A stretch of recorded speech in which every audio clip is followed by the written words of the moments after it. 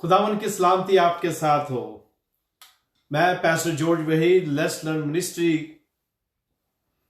की तरफ से आपकी खिदमत में हाजिर हूं। सबसे पहले तो आपको ईस्टर की बहुत बहुत मुबारकबाद हो। खुदावन का शुक्र है कि उसने मुझे और आपको जिंदगी दी, तंदुरुस्ती दी और एक और ईस्टर जो है हमें सेलिब्रेट करने के लिए बख्शा, हमें जिंदा रखा। खुदावन का शुक्र हो। और आपको जहां जहां इस वक्त एतवार का दिन है, सुबह हो चुकी है, खुदावन यस्सु के जिंदा होने की सेलिब्रेशन जो है वो जारी है। मेरा आप सबको बहुत बहुत सलाम और ईस्टर की मुबारकबाद। मेरे अजीजों, लेस्लर मिनिस्ट्रीज आपके लिए एशिया और यूरोप के एरियाज में संडे के दिन, अतवार के दिन, पाकिस्तान के वक्त के मुताबिक 8 बजे सुबह हर इतवार को खुदावन का कलाम जो है मिनिस्ट्री लेके आती है। और खुदावन का शुक्र है कि आप सब इस कलाम से फैज़याब होते हैं, आपको बरकत मिलती है। सबसे पहले मैं अपने आप को तैयार करता हूं, मैं इसे सीखूं ताकि फिर खुदावन के जो लोग हैं उनके साथ इसको शेयर किया जाए, बांटा जाए और हम सब मिलकर बरकत जो हैं वो हासिल करें। तो मेरी आपसे दरख्वास्त है कि जब आप इस पैगाम को सुनते हैं तो अपने दोस्तों से इसको शेयर करें, अपने ग्रुप से इसे शेयर करें, क्योंकि जो बरकत है हम उसे अपने पास नहीं रख सकते, बल्कि हम इस बरकत को दूसरों के साथ बांटते हैं, दूसरे के साथ शेयर करते हैं। आज का जो सबक है ये कलाम मुकद्दस में से लूका रसूल की मार्फत लिखी गई अंजील और उसके 24वें बाब की 3 आयत हम पढ़ेंगे। मेरी दरख्वास्त है कि खुदावन के जिंदा कलाम को अपने साथ रखा करें जब हम खुदावन के कलाम में से सीखने के लिए जमा होते हैं। खुदावन के जिंदा कलाम में से लूका रसूल की अंजील और उसके 24वें बाब की 30वीं आयत में यूं लिखा है, जब वो उनके साथ खाना खाने बैठा तो ऐसा हुआ कि उसने रोटी लेकर बरकत दी और तोड़कर उनको देने लगा। इस पर उनकी आंखें खुल गईं और उन्होंने उसको पहचान लिया और वो उनकी नजर से गायब हो गया। उन्होंने आपस में कहा कि जब वो राह में हमसे बातें करता और हम पर नविश्तों का भेद खोलता था तो क्या हमारे दिल जोश से ना भर गए थे।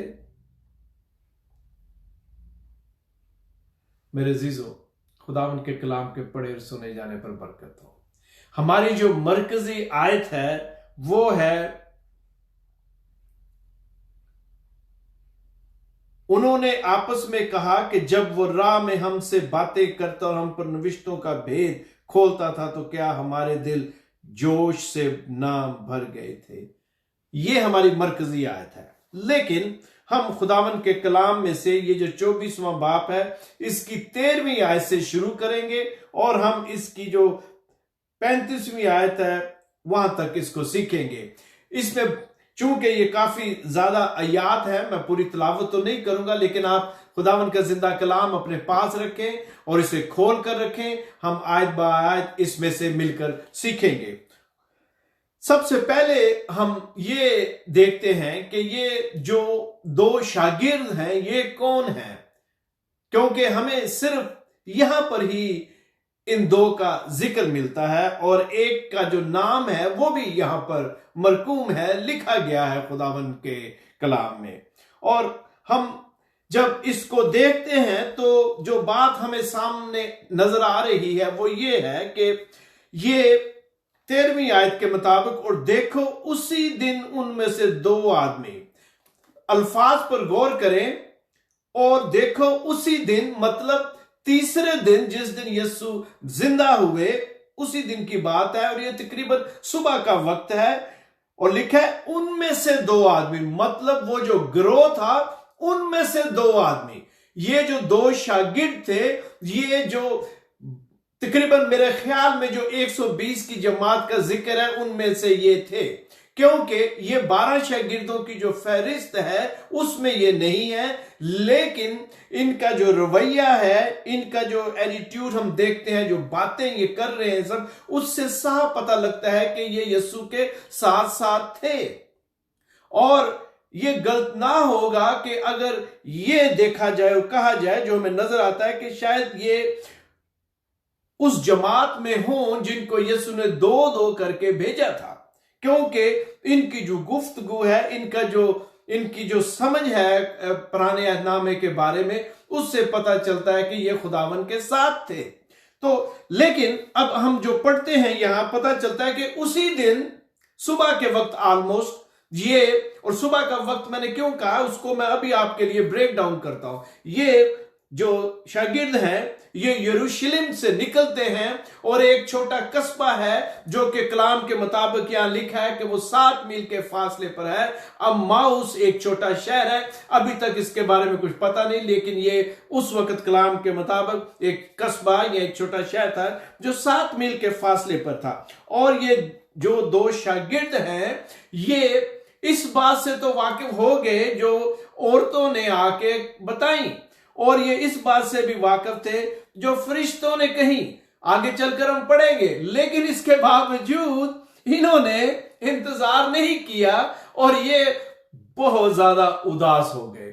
They were very desperate and disappointed and disheartened। तो ये क्या करते हैं, ये वहां से वो जो जमात है उसको छोड़कर अम्माउस की तरफ चलते हैं, ये 2 शागिर्द। और जो बात हमें समझ आ रही यहां, वो लगता है कि इनका जहन जो है, जो सिचुएशन है, जो अभी जो कुछ हुआ है उसको मानने के लिए, उसको एक्सेप्ट करने के लिए ये अभी ज़हनी तौर पर तैयार नहीं थे ये 2।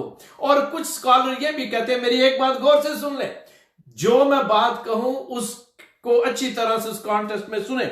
कुछ स्कॉलर्स ये कहते हैं कि हो सकता है ये उसकी एक जो क्लिपॉस जिसके बारे में यहां कहा गया उसकी बीवी हो, लेकिन हमें हतमी तौर पर पता नहीं, यहां सिर्फ ये लिखा गया कि 2 शागिर्द थे। अब ये दोनों जब चल रहे हैं, अम्माउस की तरफ बढ़ रहे हैं, तो एक ज़हनी तौर पर, दिली तौर पर ये उदास हैं, ज़हनी तौर पर माऊफ हो चुके हैं, दिल इनके उदास है, क्योंकि जो रिजल्ट है उनकी एक्सपेक्टेशंस के मुताबिक नहीं आए। वो ये समझ रहे थे कि खुदावन उन्हें आजादी देगा, लेकिन ऐसा नहीं हुआ जिस तरह वो समझ रहे थे। और ये उदास होकर बजाय इसका कि इंतजार करते, पतरस का इंतजार करते, क्योंकि पतरस की जो रेपुटेशन है, जो कि शागिर्दों की उस टीम का कैप्टन है, और सारे जितने भी दूसरे शागिर्द थे सब उसकी रिस्पेक्ट करते, इन्होंने उसका भी इंतजार नहीं किया, और ये क्या करते हैं, यरूशलेम को छोड़कर अम्माउस की तरफ चलते हैं। यहां अब वो सफर कर रहे हैं, तो ये दोनों बड़े उदास 2 मुसाफिर हैं जो चल रहे हैं, और लगता है कि जो कुछ हुआ है उसकी वजह से ये इतने ज्यादा परेशान और दिल बर्दाश्ता हैं कि ये बेसिकली, हम जो इंग्लिश में एक टर्म यूज करते हैं कि लेट्स हैव अ ब्रेक, तो ये बेसिकली ऐसे ही है कि हम इस जमात से दूर, इस जगह से दूर अम्माउस की तरफ जाते हैं, और थोड़ी देर के लिए सब कुछ जो हुआ है इसको ऑब्जर्व करते हैं, इसको समझने की कोशिश करते हैं। इसलिए ये दोनों वहां से निकलकर हालात से दिल बर्दाश्ता होकर शागिर्दों को छोड़कर ये अम्माउस की तरफ चलते हैं। और अब ये यहां पर लिखा है कलाम मुकद्दस में कि ये दोनों जब जा रहे हैं तो आपस में जो वाकयात हुए हैं, स्पेशली पिछले 48 घंटों में, और फिर खासकर ये जो 3 दिन हैं 72 घंटों में, और खासकर जो आज का दिन है उसमें ये उसके बारे में बात कर रहे हैं, और गुफ्तगू जो है वो जारी है, साथ साथ सफर भी हो रहा है। और मेरे अजीजों, हम देखते हैं कि जब ये उसके बारे में गुफ्तगू कर रहे हैं तो वो खुद उनके साथ उस सफर में शामिल हो जाता है। कलाम मुकद्दस में, जैसा कि मैंने कहा, अपनी जो बाइबल है उसको खोल के रखें, लिखा है खुदावन के कलाम में 15वीं आयत में, और वो इन सब बातों की बाबत जो वाकया हुई थी आपस में बातचीत करते जाते थे। हमने अक्सर ये सुना है, कलाम मुकद्दस में लिखा है, खुदावन ने खुद फरमाया कि जहां 2 या 3 मेरे नाम पर इकट्ठे होंगे। अब यहां पर गौर से सुने, यहां पर ये यीशु के नाम पर इकट्ठे तो नहीं हुए, सफर जारी है, लेकिन उसके बारे में बात हो रही है। जो गुफ्तगू का मरकज और मौजू और सेंटर है वो यीशु है। हमें आज जब मैं और आप दुआ के लिए, इबादत के लिए इकट्ठे होते हैं तो हम यीशु के नाम पर इकट्ठे होते हैं। जब ये 2 शागिर्द जा रहे थे, ये यीशु के नाम पर इकट्ठे नहीं, लेकिन यीशु की बात कर रहे थे, क्योंकि जहां भी उसका जिक्र होता है वो हाजिर होता है। तो जब ये उसका जिक्र कर रहे हैं, बात कर रहे हैं, तो यीशु हाजिर हो जाते हैं। वहां यीशु उनके सफर में उनके साथ शामिल हो जाते हैं। और यहां लिखा हुआ है, जब वो बातचीत और पूछ पाछ कर रहे थे तो ऐसा हुआ कि यीशु आप नजदीक आकर उनके साथ हो लिया। जब हम यीशु का जिक्र करते हैं वो वहां मौजूद होता है मेरे अजीजों। इसीलिए उसने कहा, मैं और आप हमेशा इस बात को याद रखें, जब मैं और आप इबादत के लिए इकट्ठे होते हैं, बाइबल स्टडी के लिए इकट्ठे होते हैं, यीशु अगर गुफ्तगू का सेंटर है, कलाम मुकद्दस की बात हो रही है, तो खुदावन बड़े गौर से सुनता है। वो सब कुछ सुनता है, लेकिन जब उसका जिक्र होता है तो खुदावन जो है खुश होता है और वो सुनता है। और यहां पर लिखा है कि वो उनके साथ हो लिया, लेकिन उन्होंने उसे पहचाना नहीं। और फिर कलाम मुकद्दस में लिखा है कि जब वो चल रहे थे तो खुदावन ने उनसे पूछा, उसने उनसे कहा, बेसिकली अगर मैं आज आपके साथ सलीस उर्दू में बात करूं तो ये यीशु कह रहा है, हां भी की गलबात हो रही है, क्या बात हो रही है, तुम क्या गुफ्तगू कर रहे हो। और उन्होंने उसकी तरफ देखा नहीं, उन्होंने उसकी बात तो सुन ली लेकिन कहा कुछ नहीं है। और यीशु कह रहा है, क्या गुफ्तगू कर रहे हो, क्या बातचीत हो रही है। तो वो लिखा है, वो गमगीन से होकर खड़े हो गए। जब यीशु ने ये पूछा तो वो गमगीन से होकर खड़े हो गए। और क्या कहते हैं उसे, ये एक्चुअली बड़ा तंजिया अंदाज में उसको कहा गया यीशु को कि क्या तू अकेला ही मुसाफिर है यहां। इसमें 2 बातें हैं, इसमें हमें हल्का सा तंज भी फील होता है और साथ साथ ऐन मुमकिन है कि वो शागिर्द ये समझता हो कि शायद ये ईद फसा सेलिब्रेट करने आए, लेकिन पूरे शहर को पता है कि क्या वाकया हुआ है। बल्कि शहर से दूर तो में जितने भी एरिया है वहां तक ये बात मशहूर हो गई थी कि यीशु को सलीब दी गई है। सब इससे वाकिफ थे, पिछले 3-4 दिन से सब कुछ हो रहा है। लेकिन वो कहते, क्या तू अकेला है, क्या तुझे पता नहीं कि क्या हो रहा है शहर में। और फिर हम देखते हैं कि जब वो यीशु को ये कहते हैं तो उसके साथ साथ अब अगर आप 19वीं आयत में जाएं तो वहां लिखा है, 18वीं आयत का आखिरी हिस्सा जो भी मैंने पढ़ा, उससे कहा कि क्या तू यरूशलेम में अकेला मुसाफिर है जो नहीं जानता कि इन दिनों उसमें क्या क्या हुआ। उसने उनसे कहा, क्या हुआ। अब यीशु उनसे पूछते हैं, ठीक है तो क्या हुआ, मुझे बताओ फिर क्या हुआ है। अब एक बात जो शुरू में मैंने कही, जो हमारी मरकजी आयत है, जो मैंने अभी आपको पढ़ी के, जिसमें वो कहते हैं क्या हमारे दिल जोश से भरना गए। ये सब कुछ उस रिफ्लेक्शन में हो रहा है, क्योंकि मत्ती रसूल जब लूका जब इस वाक्य को लिखता है तो जब इनसे ये जो वो आई विटनेस है जिन्होंने यीशु को देखा, ये जो 2 शागिर्द हैं, तो जिस तरह उन्होंने बयान किया, वो जो रिफ्लेक्शन थी, वो जो उसी तरह जो लूका है उसको तहरीर करता है। और अब हम देखते हैं कि ये दोनों यीशु को बता रहे हैं उनकी जो उनका नॉलेज है शरीयत के बारे में, उसके बारे में कहते हैं, उन्होंने उससे कहा कि यीशु नासरी का माजरा, कि ये वो माजरा है, ये वो वाक्य है जो हुआ है, और क्या तू नहीं जानता। और फिर लिखा है, जो खुदा और सारी उम्मत के नजदीक काम और कलाम में कुदरत वाला नबी था। वो इस बात को तो मानते हैं कि वो कुदरत वाला नबी था। और था इसलिए कि वो अभी कलाम की जो सही इंटरप्रिटेशन है उससे वाकिफ नहीं थे। आज भी मेरे जीजो ऐसे ही होता है, लोग कलाम को तो पढ़ते हैं लेकिन उसकी सही जो इंटरप्रिटेशन है उससे वाकिफ नहीं होते। ये जो शागिर्द थे ये यहूदी थे, शरीयत से वाकिफ थे, लेकिन शरीयत की जो सही इंटरप्रिटेशन है, मसीह के बारे में जो पेशन गोइयां हैं, उनसे पूरी तरह वाकिफ नहीं थे। इनके दिल उदास थे, लेकिन इनको यीशु की बातें भी याद थी। अगर आप गौर करें तो यहां पर ये आगे चलकर तीसरे दिन का जिक्र करते हैं। ये यकीनन यीशु के साथ थे, उन्हें यह भी पता था कि यीशु ने यूना नबी की तरह एक निशान जो है दिया था जब यहूदी उससे निशान तलब करते थे। उन्हें यह भी पता था, उसने कहा कि तुम इस हैकल को गिरा दोगे तो मैं 3 दिन में खड़ा कर दूं। वो इन बातों से वाकिफ थे, लेकिन इस बात की जो सही इंटरप्रिटेशन है, इसके अंदर जो गहरा भेद है, उससे वो नावाकिफ थे।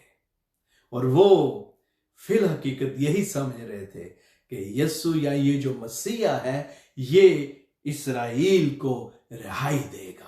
वो जो लिटरली रिहाई है उसकी बात कर रहे थे। वो कलाम से तो वाकिफ थे। आज भी मेरे जीजो बहुत सारे लोग कलाम मुकद्दस को पढ़ते तो हैं लेकिन उसकी इंटरप्रिटेशन से वाकिफ नहीं है। और बहुत सारे ऐसे खादम हैं, बहुत सारे ऐसे पैस्टर हजरात हैं, वो भी इससे अच्छी तरह वाकिफ नहीं होते। इसलिए बहुत जरूरी और बड़ी एहतियात की जरूरत है कि आप किन से खुदा का कलाम सुनते हैं और किस तरह आप समझते हैं। पहला असूल हमेशा यही है मेरे जीजो, खुदावन के कलाम को खुद पढ़ें, दुआ करें, पाक रूह की हदायत और रहनुमाई मांगे, वो आपको अपने कलाम के गहरे भेदों की वाकियत देगा। जब ये दोनों शागिर्द बात कर रहे थे यीशु के बारे में, तो यीशु उनके साथ हो लिया ताकि वो उनकी मदद करे। मैं और आप आज जब खुदावन के कलाम को पढ़ते हैं और सीखने के लिए उसके कदमों में आते हैं तो वो खुद इंतजाम करता है। उस वक्त the chief pastor was among those 2 disciples to help them to understand the gospel or the Old Testament।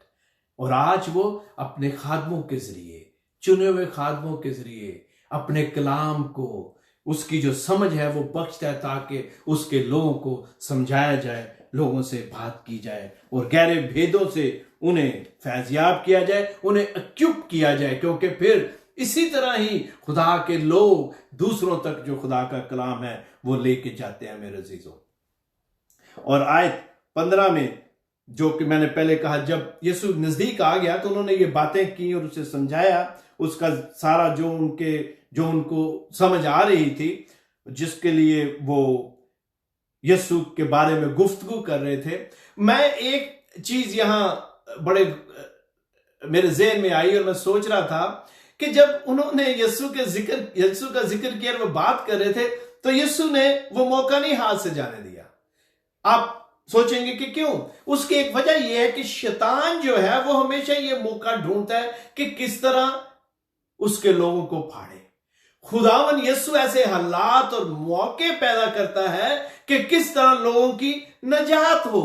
वो दोनों हाथ खोले हमेशा आवाज देता है कि आ बेटा घर लौटा। वो हमेशा ऐसे वसाइल और हमेशा ऐसे सिचुएशंस वो क्रिएट करता है ताकि लोग सलीब के पास आए। और यहां भी ऐसे ही हुआ मेरे अजीजों कि खुदावन जो है वो हमेशा अपने लोगों की नजात के लिए काम करता है। वो ऐसे हालात पैदा करता है ताकि हम वापस घर आ जाए।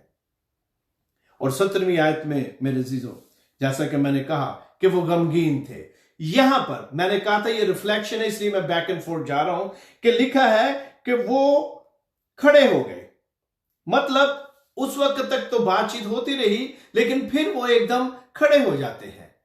और जिस तरह अक्सर कोई अगर हम बात कर रहे हैं और बात जो है दूसरा एक शख्स आके उसी गुफ्तगू में शामिल हो जाता है और हम अगर गौर नहीं करते लेकिन हमारे कानों में उसकी आवाज आ रही है, लेकिन अचानक कोई ऐसी बात होती है जो हमारी तवज्जो जो है अपनी तरफ मजबूर कराते, तो हम क्या करते हैं? हम एकदम रुक कर सुनने की कोशिश करते हैं। यहां भी यही लिखा है कि वो खड़े हो गए, लेकिन फिर उनका सफर जो है मेरे अजीजों जारी रहता है। और ये जो काफिला है 3 अशखास का, ये अपना सफर जो है जारी रखता है। और यहां पर हम एक बात जो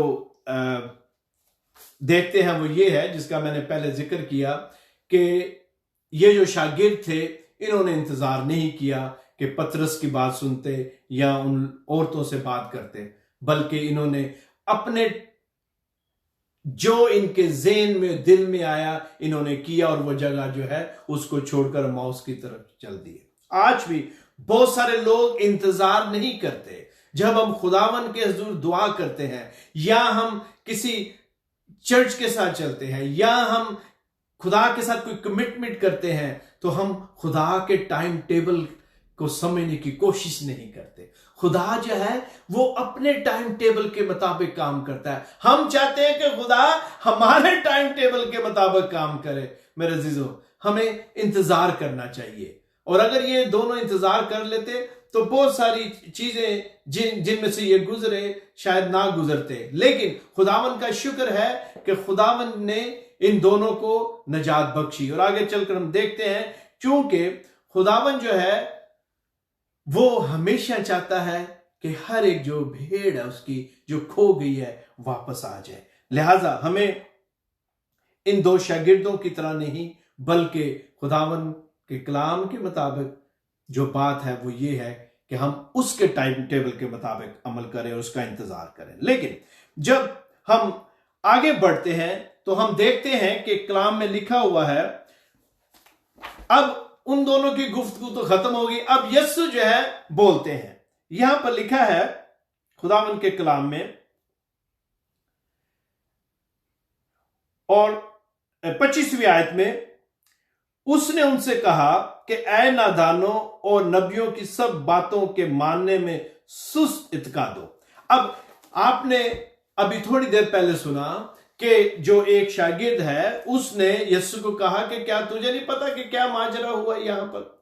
अब खुदावन यस्सु उसको प्यार के साथ डांटते हैं और सार समझाने की कोशिश करते हैं कि तुझे पता नहीं, क्या तुम अभी तक ये बात समझने से कासर हो कि जो बातें जो लिखी गई हैं मसीह के बारे में, जो बातें हैं, क्या उनको तुम नहीं समझते।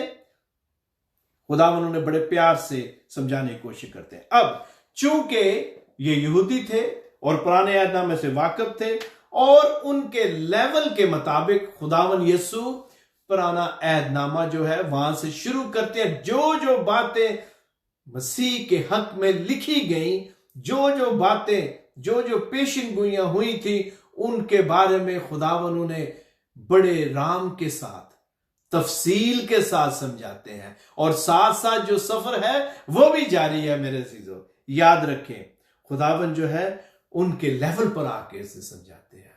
खुदा जो है उसने अपने बेटे को भेज दिया ताकि वो जमीन पर आकर इंसानों के मुशाबा हो जाए। मतलब हमारे लेवल पर आके उसने हमें समझाया।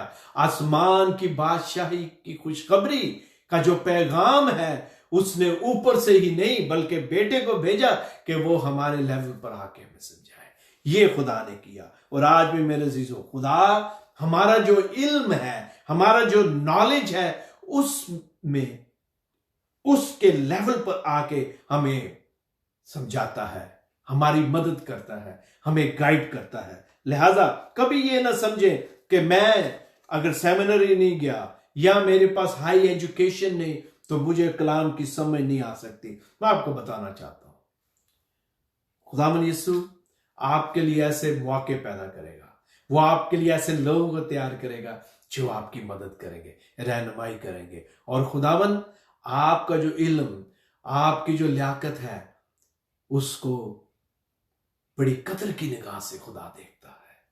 क्योंकि खुदा के नजदीक आपकी जो डिग्रियां हैं वो नहीं, बल्कि जो आपका दिल है, not D for degree, but जो उर्दू में लफ्ज है दिल, उसको खुदा जो है वो देखता है। खुदा आपकी क्रेडेंशियल्स को नहीं देखता। He cares about your heart and he looks at your heart, how much you love him and how much you care, और किस तरह हम उसमें आगे बढ़ना चाहते हैं। मेरे अजीजों, आगे चलते हैं हम।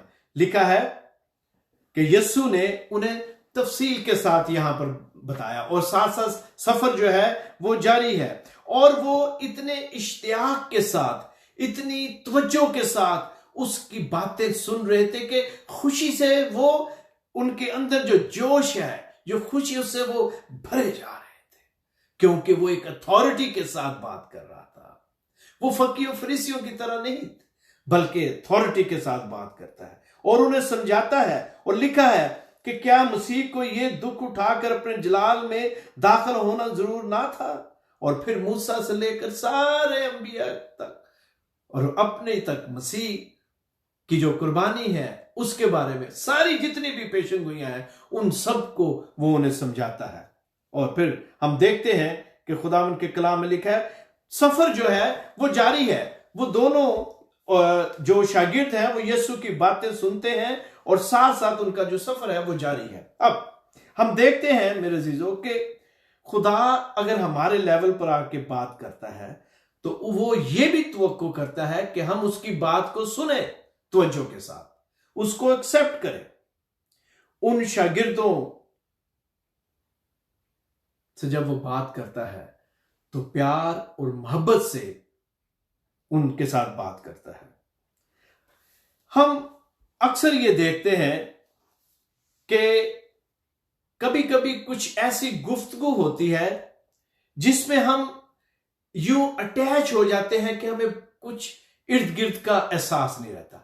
यही हाल इन शागिर्दों का था और लगता है कि ये सफर जो है ये बड़ा थोड़ा स्लो हो गया, क्योंकि जितनी बातें खुदावन के कलाम में, पुराने अहदनामा में खुदावन यीशु के बारे में लिखी गई हैं और फिर किस तरह यीशु ने तफसील से उनको बताना था, उसके लिए जरूर था कि वो जो सारा सफर है उसके दौरान ये बातें हों। और मैं समझता हूं कि वो शागिर्द कितने खुश नसीब थे, कितने वो उस वक्त जोश से भरे गए होंगे कि उनका हम सफर यीशु है। क्या आज के इस सफर में, इस जमीनी सफर में, मैं और आप जब इस सफर को तय कर रहे हैं तो हमारा रूहानी सफर भी इसके साथ साथ जो है वो तय हो रहा है? क्या मेरे और आपके रूहानी सफर में हमारा जो हम सफर है वो यीशु है या नहीं? अगर यीशु हमारा हम सफर है मेरे अजीजों, तो वो हमें अपने कलाम की पहचान बख्शेगा। और हम पढ़ते हैं कि जब ये सफर तय कर रहे थे तो क्या होता है, लिखा है खुदावंद के कलाम में कि शाम हो गई, शाम हो गई और वो जो दो शागिर्द थे जो अमाउस में रुके, क्योंकि उनका घर यहां था, अब वो वहां पर रुकते हैं तो क्या होता है? क्या वो वहां पर अपने घर के अंदर चले गए और यीशु आगे बढ़ गया? नहीं, लिखा है कि उन्होंने उसे मजबूर किया। गौर से पढ़े, यहां लिखा हुआ है खुदावंद के कलाम में कि उन्होंने उसे मजबूर किया। ये 28वीं आयत में है, उन्होंने उसे यह कहकर मजबूर किया कि हमारे साथ रह, क्योंकि शाम हुआ चाहती है। मेरे अजीजों, जब हम चर्च जाते हैं और खुदावंद का कलाम सुनते हैं, या बहुत सारे लोग खुदा के खादम, पास्टर, मुबश्शिर, इवेंजलिस्ट, जब हम ये जो खुदा के कलाम की प्रीचिंग और टीचिंग करते हैं, ये एक सफर है जो यीशु के साथ हम यरूशलेम से अम्माउस तक तय कर रहे हैं। लेकिन क्या मैं और आप सिर्फ सफर ही तय कर रहे हैं, या जो द ग्रेट प्रीचर है उसकी वो आवाज को भी सुनते हैं कि नहीं? और क्या सफर के बाद हम उसको मजबूर करते हैं कि वो हमारे साथ आए, घर में बैठ आए और हमारे साथ खाना खाए? खुदावन ने कहा है कि वो दिल के दरवाजे पर खड़ा खटखटाता है। क्या हम उसके लिए दिल का दरवाजा खोलने के लिए तैयार हैं? इन दो शागिर्दों ने यीशु की बातें सुनी, जोश से भर गए, और जब इनकी मंजिल आ गई तो ये नहीं हुआ कि ये चले गए खामोशी से सारी बातें सुनने के बाद, नहीं, बल्कि उन्होंने यीशु को मजबूर किया कि वो आए। लेट मी रिमाइंड यू, जब यीशु को आप मेहमान बनाते हैं तो फिर वो मेहमान नहीं रहता, वो होस्ट बन जाता है। और यहां पर हमने यही देखा है, आप यीशु को जब दावत देते हैं तो वो होस्ट बन जाता है। मेरे अजीजों, क्या मैं और आप सिर्फ यीशु की बातें सुनते हैं? क्या हम सिर्फ चर्च जाने तक हैं और चर्च के बाद फिर वही लाइफ है, या हम चर्च के बाद यीशु को फिल हकीकत अपना शख्सी निजात दहिंदा मानने के लिए तैयार हैं, मानते हैं या नहीं? क्या हम यीशु को दावत देते हैं? ये जो अमाउस की राह का सफर है मेरे अजीजों, जब इसे आप ट्रांसलेट करते हैं अपने रूहानी सफर में, तो मैं और आप इबादतें करेंगे, करते हैं, करते रहे हैं, चर्च भी जाते हैं, ईस्टर भी सेलिब्रेट करते हैं, क्रिसमस भी सेलिब्रेट करते हैं, क्रूसेड में जाते हैं। लिखा है कि उनके दिल जोश से भर गए। मैं और आप जब चर्च में होते हैं, क्रूसेड में होते हैं, तो हम जोश से भर जाते हैं, हम ऊंची आवाज में गीत गाते हैं, तालियां बजाते हैं, खुश होते हैं, यीशु के नारे लगाते हैं। और फिर जैसे ही चर्च की इबादत खत्म होती है, क्रूसेड खत्म होता है, तो फिर जिंदगी उसी तरह नॉर्मल है? या मैं और आप फिल हकीकत कहते हैं, खुदावन मेरे दिल में आ और मेरे साथ खाना खा। खुदावन चाहता है कि हम उसे अपने दिल में दावत दें, मतलब हम उसे शख्सी निजात दहिंदा तस्लीम करें। जिस तरह इन्होंने उसे मजबूर किया कि वो रुक जाए, क्या मैं और आप भी यीशु को मजबूर करते हैं? खुदावन नहीं मुझे बरकत दे, खुदावन नहीं मुझे माफ कर, मेरे गुनाहों को बख्श, मैं तुझे अपना शख्सी निजात दहिंदा तस्लीम करता हूं। उन शागिर्दों ने उस दिन यीशु को आगे नहीं बढ़ने दिया। मेरे अजीजों, कहीं मैं और आप ऐसा मौका जो है उसको तो नहीं खो चुके? खुदावन यीशु आज फिर इस ईस्टर के मौका पर मुझे और आपको ये दावत देता है कि अपने दिल के दरवाजे खोलें, ताकि वो हमारे साथ मिलकर खाना खाए, मतलब जो रफाकत है उसको रखे। ये खुदावन चाहता है। आगे बढ़ते हैं। लिखा है कि उन्होंने उसे मजबूर किया और फिर क्या हुआ? उसने रोटी लेकर बरकत दी और तोड़कर उनको देने लगा। जब खुदावन यीशु रोटी तोड़ते हैं और बरकत देते हैं, मतलब वो खुश हो गए। और लिखा है कि उन्होंने फिर पहचान लिया उसे, उनकी आंखें खुल गई। मेरे अजीजों, बिल्कुल इसी तरह जब हम खुदावन को दावत देते हैं, जब उसको शख्सी निजात दहिंदा तस्लीम करते हैं, तो वो हमें बरकतों पर बरकतें देता है। वो हमें औलाद की बरकतें बख्शता है, फाइनेंस में बरकत देता है, हमारी हेल्थ और सेहत में बरकत देता है, हमारे दोस्तों को बरकतें देता है जिनके साथ हम इंटरैक्ट होते हैं। आपके चर्च और कम्युनिटी को वो बरकत देगा आपकी वजह से।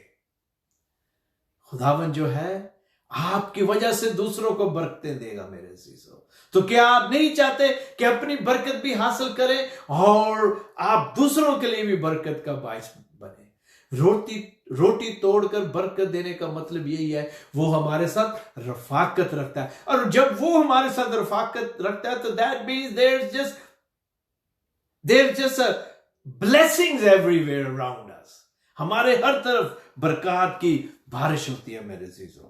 और फिर आगे लिखा है कि उनकी आंखें खुल गई, मतलब जब हम यीशु के साथ सफर करते हैं, जब उसको अपना हम सफर बना लेते हैं, कलाम के गहरे भेदों से हमारी वाकफियत होती है, फिर ही हमारी आंखें हैं, इनसे पर्दा उठ जाता है। फिर वो आयात और वो कलाम की बातें जिनकी हमें समझ नहीं आती, वो हमारी आंखें खोलता है, हमारी रूहानी आंखें खोलता है, ताकि हम उसे समझ सकें। लेकिन इसके लिए शर्त है कि हम उसके साथ सफर करें। Is Jesus your pilot? अक्सर ये सब आयत लिखी होती है, अक्सर मैं फिक्रा जो पढ़ता हूं, जीसस इज माई को पायलट। लेकिन क्या हम पायलट की बात को भी सुनते हैं या नहीं, या अपनी मर्जी से जो वेसल है उसको चलाना चाहते हैं? If he is our pilot then we must listen to him. अगर वो हमारा पायलट है, अगर उसके हाथ में ड्राइविंग व्हील है, तो फिर हमें चाहिए कि हम उसकी डायरेक्शन के मुताबिक चले। कलाम मुकद्दस में यहां लिखा हुआ मेरे अजीजों, जब उनकी आंखें खुल गईं, वो सारी बातें उनको याद आई जो यीशु ने रास्ता में कही, तो फिर क्या हुआ? अब गौर तलब बात है, इसको गौर से सुने। कलाम मुकद्दस की लूका की मार्फत लिखी गई इंजील के 24वें बाब की जो 33वीं आयत है, द वर्स 33, इसमें एक बात लिखी हुई है और वो कुछ इस तरह है, बस वो उसी घड़ी उठकर यरूशलेम को लौट गए। उसी घड़ी, 2 दिन के बाद नहीं गए, 3 दिन के बाद नहीं गए, हफ्ते के बाद नहीं गए, लिखा है उसी घड़ी। 7 मील का सफर तय करके आए हैं, यीशु के साथ सफर तय किया है, यीशु को पहचान लिया है, आंखें खुल गई हैं और खुशी से भर गए हैं, जोश आ गया है, नई जिंदगी आ गई है। वो जो फ्रस्ट्रेशन थी, वो जो फिक्र थी, वो जो खौफ था, वो सारा जाता रहा और ये जोश और खुशी से मामूर होकर उसी घड़ी वापस यरूशलेम को जाते हैं। क्या मैं और आप इस तरह जोश में भर जाते हैं? और मैं समझता हूं कि वो जो ग्रेट कमांडमेंट्स यीशु आसमान पर जाने से पहले देते हैं, ये शागिर्द तो अभी उसे पूरा कर रहे हैं। उसी वक्त उठकर यरूशलेम को जाते हैं और जाके शागिर्दों को बताते हैं कि क्या वाकया हुआ, शेयर करते हैं कि हमने यीशु को देखा। These words, the one of those eyewitness, मेरे चीजों, खुशखबरी के पैगाम को इन्होंने दूसरों के साथ शेयर किया। जब मैं और आप यीशु को अपना शख्सी निजात देना तस्लीम कर लेते हैं, तो क्या फिर मैं और आप खुशी के साथ दूसरों को भी बताते हैं या नहीं? बहुत सारे लोग खामोश हो जाते हैं, बपतिस्मा लेते हैं लेकिन किसी को बताते नहीं, डरते हैं, शर्माते हैं कि लोग कहेंगे ठीक है तोबा कर ली, बपतिस्मा लेता है, उन सानों की दस दे। मैं आपको बताऊं, ये कमांडमेंट्स है कि हम खुदावन की खुशखबरी का जो पैगाम है उसके हम आई विटनेस और दूसरों के साथ शेयर करें। इन्होंने ऐसे ही किया। ये लोग डरे नहीं, घबराए नहीं, ना इनको ये फिक्र थी हम किन में से हैं, हमारी कौन सी हैसियत है, क्या मैं पतरस हूं, क्या मैं मरियम मगदलीनी, यूहन्ना, हमारी क्या हैसियत है? हम तो उस 12 की लिस्ट में भी नहीं, हमारी कौन सुनेगा? किस तरह वो मानेंगे कि हमने यीशु को देखा? क्यों जरूरी है? क्या यीशु उन सारे 11 शागिर्दों को छोड़कर हमें आके बताएगा, हमें अपने आप को हम पर जाहिर करेगा कि वो जिंदा हो चुका है? ये लोग डरे नहीं, ना घबराए, बल्कि खुशी के साथ यरूशलेम को जाते हैं और जाके शागिर्दों से इस वाकये को शेयर करते हैं, बताते हैं। मैं आपको बताना चाहता हूं मेरे सीजों, खुदावन यीशु के नजदीक आपकी अहमियत है। वो 99 को छोड़कर वो जो एक भेड़ गुम हो गई थी उसको ढूंढने के लिए जाता है। आज भी लिखा है खुदा की जो आंखें हैं वो ढूंढती हैं, ऐसे कहां कोई तौबा के लिए तैयार बैठा है।